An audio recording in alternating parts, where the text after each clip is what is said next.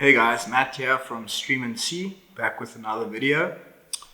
Today I'm going to be tying a Tiger Whistler. This is part of our bug box series. It's a really great fly. It's very fun to tie. It looks cool, and it definitely is one of the go-tos when you're fishing for tigers. So let's get started. I've got a Arex SA280. It's a minnow hook in a size 1/0, and let's get going. So just to start off, we're securing our thread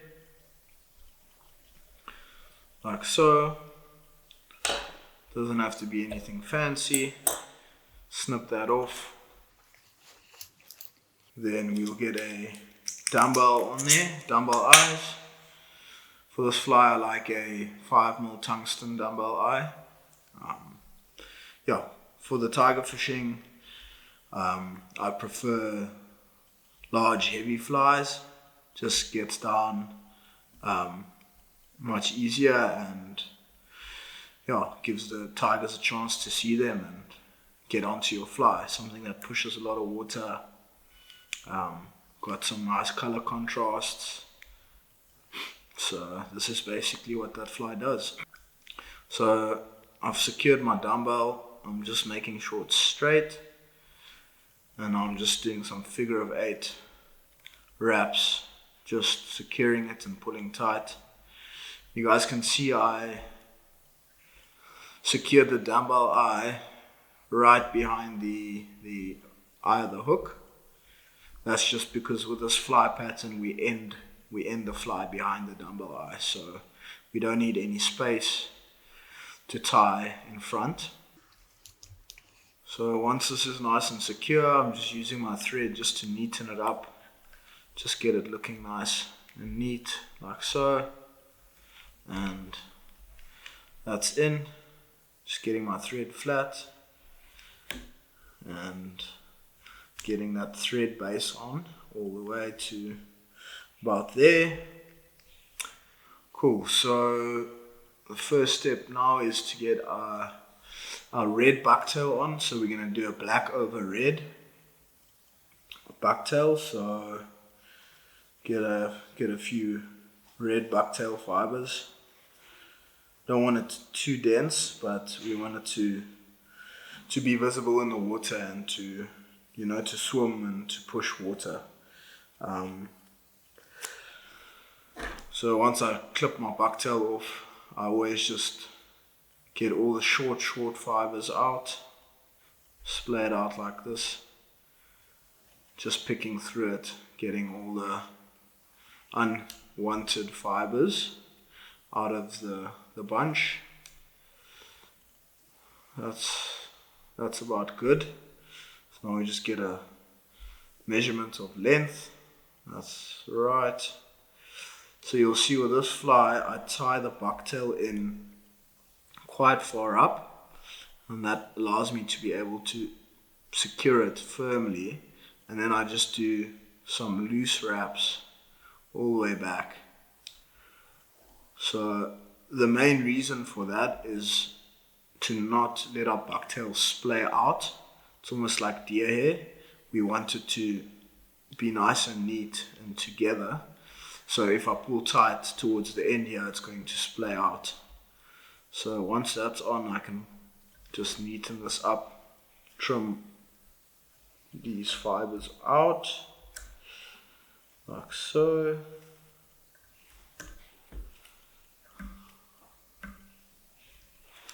Cool, and we can just get in there, just neaten it up.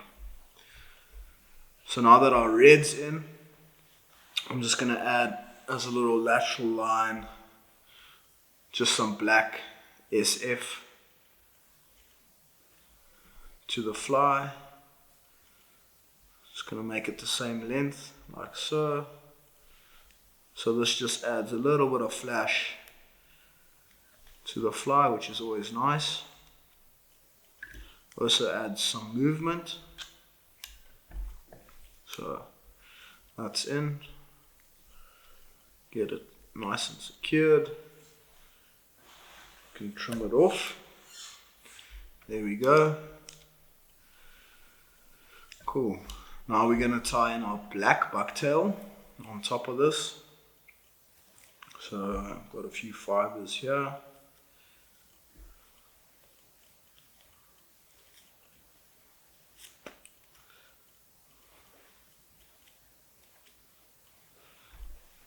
Again, just splaying it out, neatening it up, getting all the short fibers out, like so. Get a measurement of the length I want, and then tie it in. Same story, we tie it in nice and tight, and then just loose wraps towards the end, making sure it's on top, like so. Okay, you'll see now I really cinch it down and tie it in towards the front here. Now we can trim all of this out. Cool, so we just can trim all of this out like so. Just make it neat, get it secured, everything's good. Cool, now that the bucktail, or all our tail is in, the next step is to add a brush. So I'm adding it's like a bleeding black baitfish brush. Just stripping the brush off, just to allow some space to tie it in. So once I've stripped it off, just angle it at a 45, and then we can get it in there. Just tie it in nice and firm, getting it nice and secure, like so. Cool. Importantly with the brush, we just hold it vertically. We brush all these back, palmering it back, and as we wrap forward, we're just gonna palm back and wrap forward, palm back, and we just continue this process till the front of the fly, just wrapping it back, wrapping forward, palm back, wrapping forward, palm back, like so.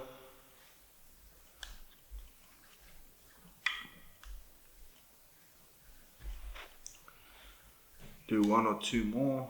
I just want to leave a bit of space in the front here, just to tie in our last material, which is going to be marabou. So for this I'm doing 3 wraps behind, 2 in front. Get a nice sturdy pair of scissors, cut that cable off, that wire. Cool, now I'm just neatening this up so I can tie in my marabou collar. There we go. So cool, once the brush is in, we're going to do a dubbing loop like so. Tie that in.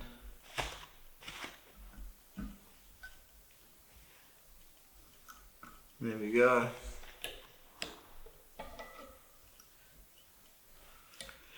I have pre-prepped some marabou. I've got a blend between red and black, so I'll just get that in my dubbing loop and then get it wound up, spun up. There we go. In the dubbing loop.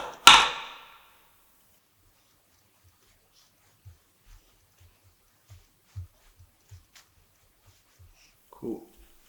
Once you've spun it up, you can just take a brush to it and just get all those long fibers that have been trapped underneath. You can just try and get them out.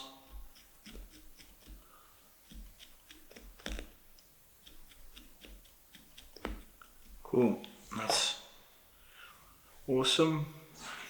Now we can just spin this up rotating the vise. So very importantly, same as the brush, we're going to be rotating and palmering back as we go, making sure all the fibers are splaying towards the back.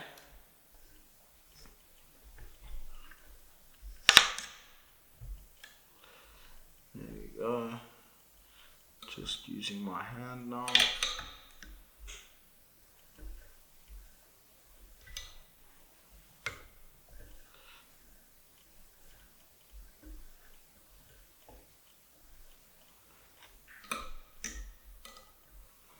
Just getting it nice and secured. Cool.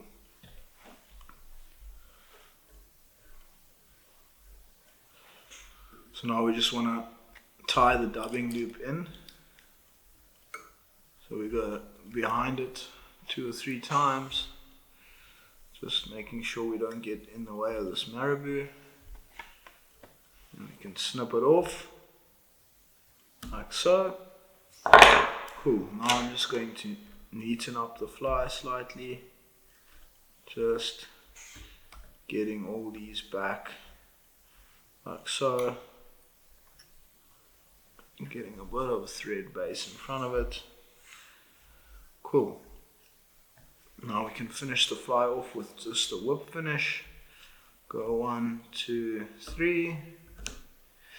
Again, 1, 2, 3. Cool. That's the fly. All done and dusted. What we could do is just add some UV resin just to this exposed thread, just a slight little bit, just like that. We can use our pin, just get it splayed out like so. Hit it with a torch, UV torch.